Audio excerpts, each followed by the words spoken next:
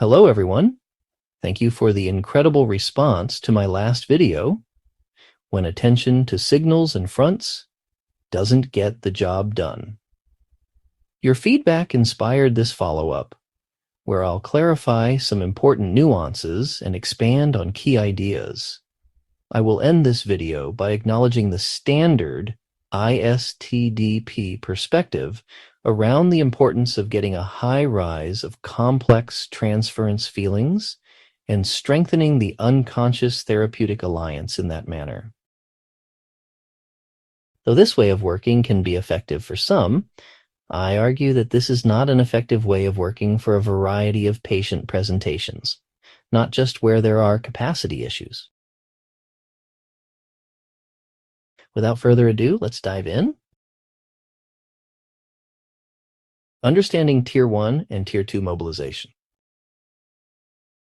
In my previous video, I emphasized that major mobilization isn't appropriate for many patients, not just because of capacity issues, but this doesn't mean mobilization is absent before reaching that phase.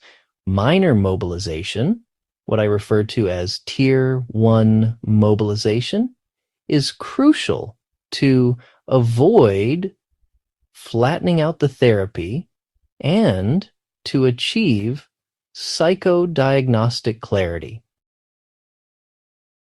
The pressure and challenge that's used in Tier 1 is conversational and matter-of-fact. The therapist's tone is casual and makes clear that the therapist is simply sharing some observations, and it's for the patient to do what they will with that.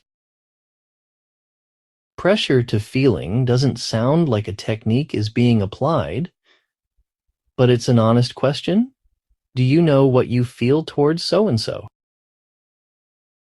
Even a Tier 1 head-on collision is very casual.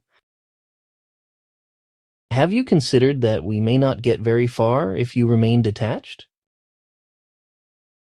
In this phase, everything about the therapist's tone and mannerisms convey, I don't need you to change or be different.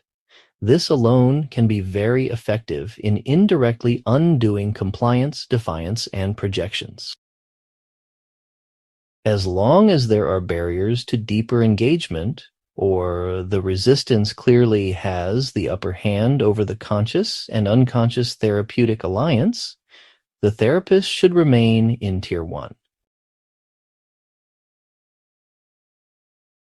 When is it appropriate to shift into Tier 2, or major mobilization?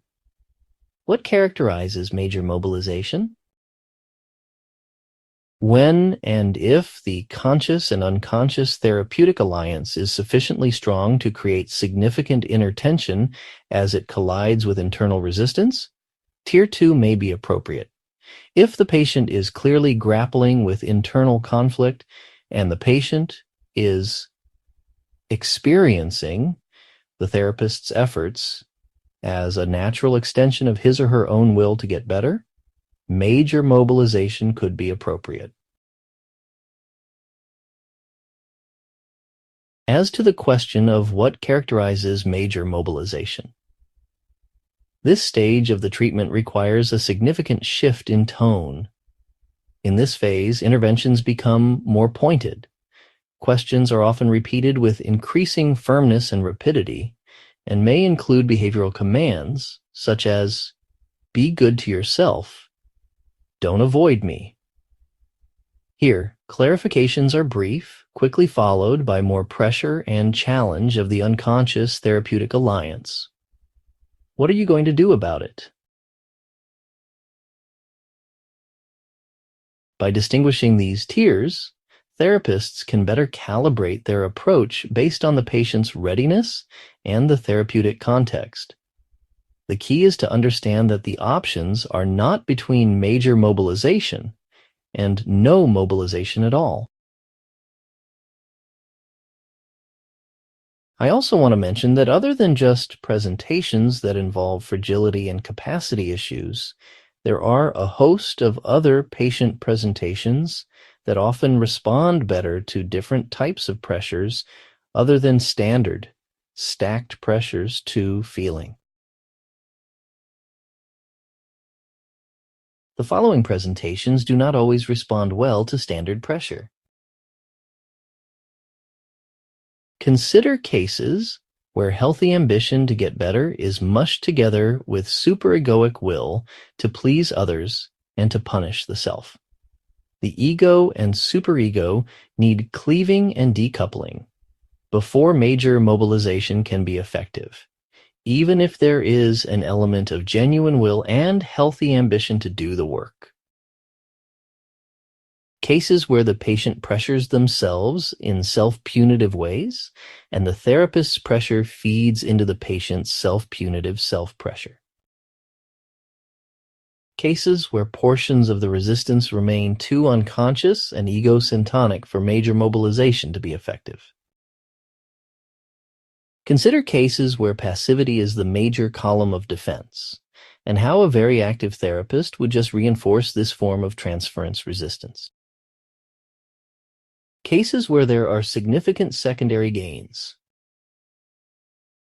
Cases where an external focus is deeply ingrained. Cases where the patient does not have a developed observing ego capacity, or where the patient is not psychologically minded and not a good candidate for ISTDP. Cases where the patient has pre-existing knowledge of ISTDP and can anticipate all the therapist's interventions, rendering the work ritualistic and without the element of surprise. Cases where the patient has been bullied and whose relationship history ensures that a therapist who engages the phase of major mobilization would step into shoes too much and recreate childhood traumas. Cases where standard pressures reinforce compliance and defiance. Cases where the patient simply does not find standard pressuring interventions motivating, and where, for a variety of possible reasons, the patient does not experience the therapist's efforts as being in the service of their healthy will to get better.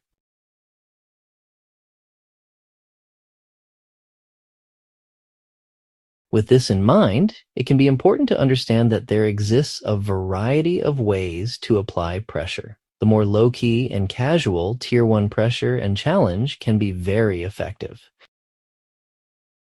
Inverted forms of pressure involving counterprojective maneuvers such as dropping the rope and refusing to fill the vacuum of a patient's passivity can be very effective. By the way, I recently made an unlisted video about the importance of dropping the rope and problems with dropping the rope. I will share a link to that video in the description section. Other forms of alternative pressure: making use of the real relationship and a certain amount of thoughtful self-disclosures. This can block projections and naturally mobilize complex transference feelings, while also facilitating corrective emotional experiences. I imagine there are a host of other types of presentations that render major mobilization and standard pressures contraindicated. By now, I am sure that my point is clear.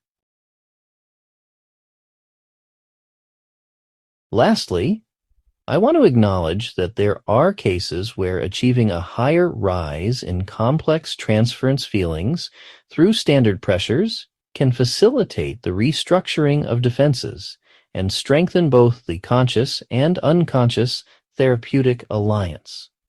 However, it is now widely recognized anecdotally within the ISTDP community that relying solely on this approach, focusing on mobilizing complex transference feelings to liberate the unconscious therapeutic alliance, often comes with significant risk for pitfalls, not just where there are issues of capacity.